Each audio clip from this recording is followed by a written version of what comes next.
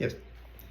So this is a story about a new love, about betrayal, and then ultimately renewal and rejuvenation.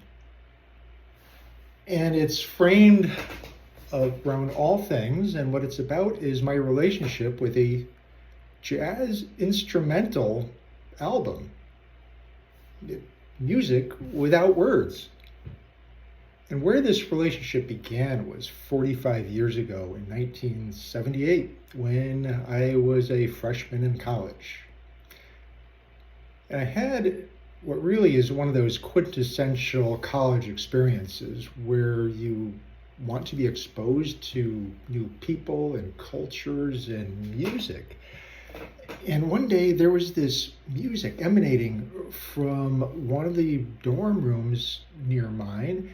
And I was drawn to it, and I couldn't believe what I was hearing. And I said, what is this? I've never heard anything like this.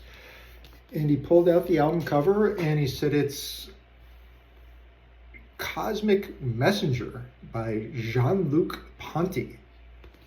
He is a French jazz electric violin player. Electric violin of all things. Now, how cool is that?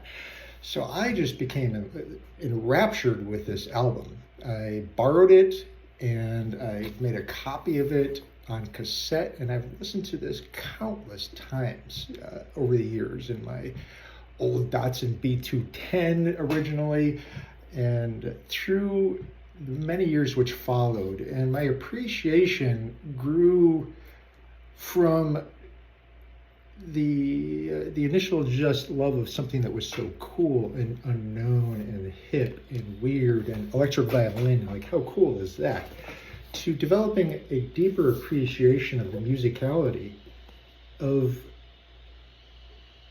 the messages that could be inside of songs that have just obscure names, meaningless names: Puppets Dance, Fake Paradise, Egocentric Molecules.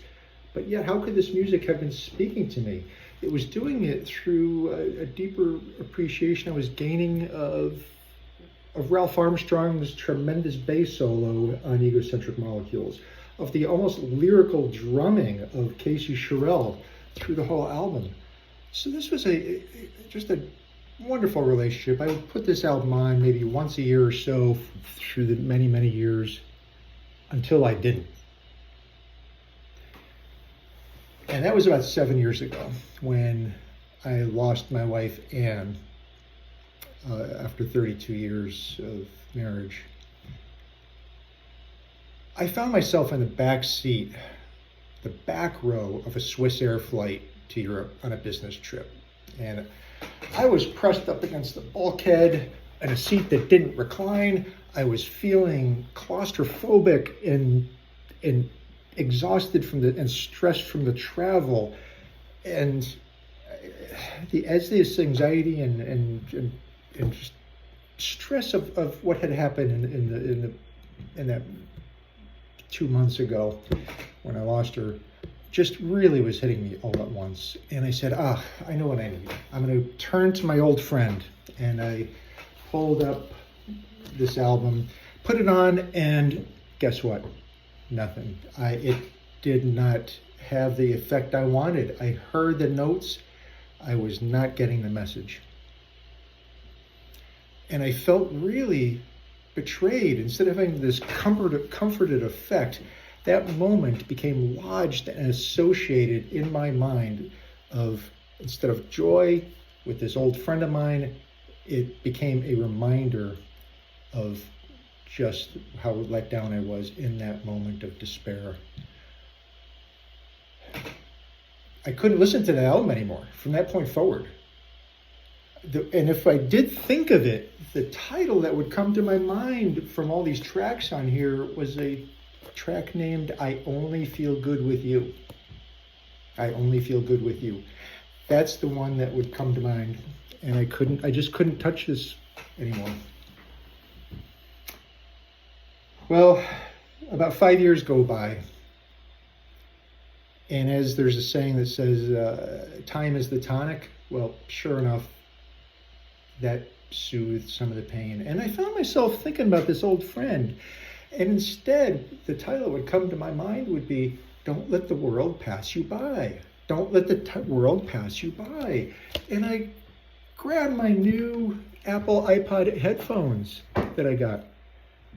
Took a walk outside one day, and I felt just so inspired on a beautiful spring day, enlivened and freshened. Went outside, put this album on, and I was reinvigorated. I was reunited with this friend of mine.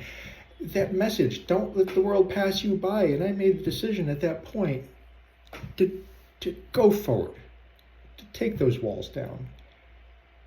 And lo and behold, 2 months later, I met someone.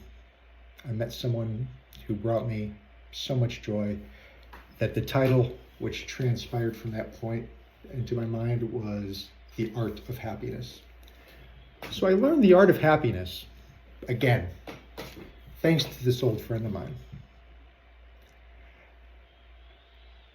The message in here, to me, it took a while for me to put together what really is the point of this speech. Yeah, it's a lovely story, but it occurred to me that over the years, I've been hoping and understanding that we have moments of grace that can happen to us. If we only keep our eyes and our ears and our hearts open, there are angels around us, I really believe, that can penetrate and bring us grace. So if you find yourself, as I did, in a moment of despair, or just a cloud of grief, or just simply in a rut, well, maybe just realize you can get guidance and a lifeline from strangers or from friends, even long lost friends, and even perhaps from a cosmic messenger. And I'm a Toastmaster.